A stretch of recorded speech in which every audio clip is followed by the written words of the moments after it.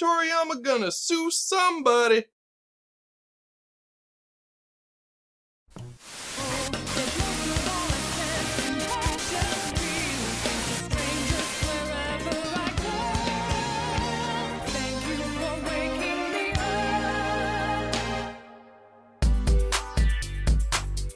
When I first saw Yu Yu Hakusho, I thought it was just a cheap clone of Dragon Ball Z to try and capitalize on the popularity at the time. But after the first episode, I realized it was so much more than that. Then, after the first 2 seasons, I realized it was so much less than that. Here, let me explain. We follow Yusuke Urameshi, a delinquent self-centered high school student who ditches school, fights, cliché, cliché, cliché. Also, he's dead. See, he died one day by jumping in front of a truck in order to save some kid from becoming a Jackson Pollock painting. Thing is though, it wasn't Yusuke's time to go. Seriously, there's like a death schedule. Or something. Anyways, the guys running the underworld never expected Yusuke to sacrifice himself for a child since he's kind of a self-centered little prick and all. But in a twist that M. Night Shyamalan will probably steal and make into a movie one day, it turns out that the kid Yusuke sacrificed himself for wouldn't have died anyways, and his grand gesture was all in vain! Realizing his colossal f*** up, the prince of the underworld, Koenma, decides to give the kid a second shot at life by making him a spirit detective, and giving him 3 tests to accomplish in order to earn back his life. But Yusuke is not alone in these tasks, as Koenma's also sent Botan, the ferryman, or fairy woman, of the river Styx to help him out. Along the way, a small band of misfits join Yusuke and Botan to help him spirit detect. These misfits include Conan O'Brien the Barbarian, Discount Vegeta, and Kate Winslet. The last 2 being reformed demons themselves after having met Yusuke. Together, the group kills demons and ghouls, plays death-defying games, and enters fighting tournaments, all in order to save planet Earth from imminent peril. The animation is pretty much standard fare for a shonen series, with small moments of greatness in the action, but enough stationary backgrounds and speed lines to kind of counteract that. But still, considering the fact it was made in 1992, and that was kind of standard back then, it really shouldn't be judged too harshly based solely on that. One thing I do have to say about the animation is how much I enjoyed the character design. All of the main and sub-characters are really unique and defined, and you don't really get faces mixed up with names outside of things that sound really similar, like maybe Kurama and Kuwabara. Also, the fact that the 4 main protagonists are essentially the 4 humors is a nice touch. You know, the 4 humors. You know, Earth, Fire, Wind. Fuck it, they're the Planeteers and Botan is Mati. The sound is really nothing impressive, nothing amazing outside of the dub. The dub for its time is actually really impressive. The MVP of the series for me, though, is Christopher Sabat.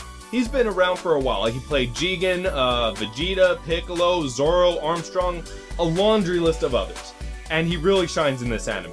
Maybe it's because Kuwabara is my personal favorite of the series, but trying to be bipartisan, I really do see his work being the best in the series. Not to say that the others weren't amazing, but he always edges them out just a little bit for me. Like I said before, the rest of the sound is, well, it's really nothing special. The sound effects and background music are all pretty standard shonen stuff. I mean, it does its job, but it's nothing super notable, it's nothing worth mentioning, really. Except for the opening and closing songs. Oh dear God, I love these songs!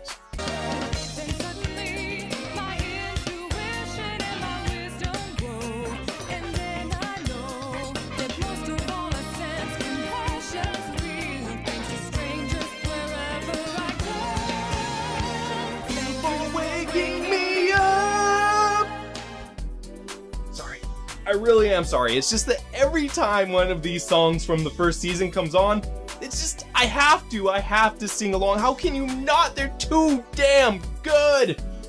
Oh my god.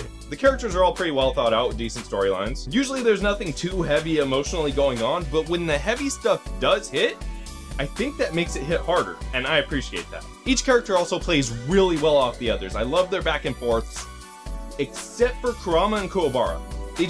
They never seem to get enough screen time together. Lastly, the plot can be really thin. It usually gives flashbacks to kind of describe and explain what's going on currently. The show kind of lives in the past and not the present, reacting to things that happened back then, and never really living in the present or looking towards the future. Then there's seasons 3 and 4. I would say that I don't want to spoil it for anyone who hasn't seen it, but I also hold the firm belief that you cannot spoil something that is so rotten and so decayed that it is completely unrecognizable as to what it once was. I would call it a piece of shit if it wasn't for the fact that shit has a use as fertilizer.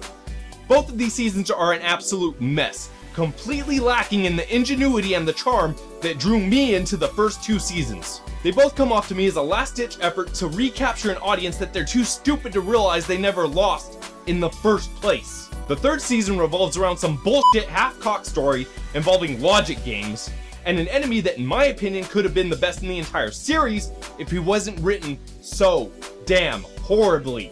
He's so minimal and forgettable compared to the villain of season 2 that I had to look him up just to remember who he was for this review.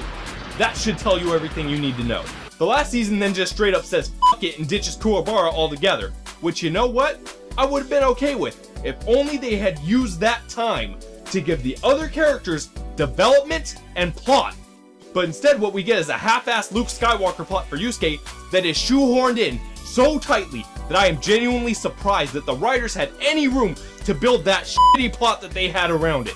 The only 2 redeeming factors of these 2 seasons was that they finally got into Hiei's background, and the last 2 episodes, which I have to say I thought were really well done and probably written before these 2 pieces of shit came out. Outside of those things, these 2 seasons were just oversaturated with bad plots, bad writing, terrible villains, just everything, cliches out the ass, even plot holes if you look hard enough.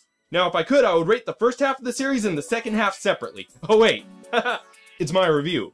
I can totally do that. The first half of Yu Yu Hakusho gets a score of 8.5 out of 10. And the second half of Yu Yu Hakusho gets a score of 3 out of 10. I would average those 2 scores together to get an overall rating, but honestly I feel like that would be doing an injustice to the first half of the series by lumping it in with an aborted imitation of what it could have been. If you like this video, hit that like and subscribe button and comment below, tell me what anime I should review next. And if you got the time, check out the annotations.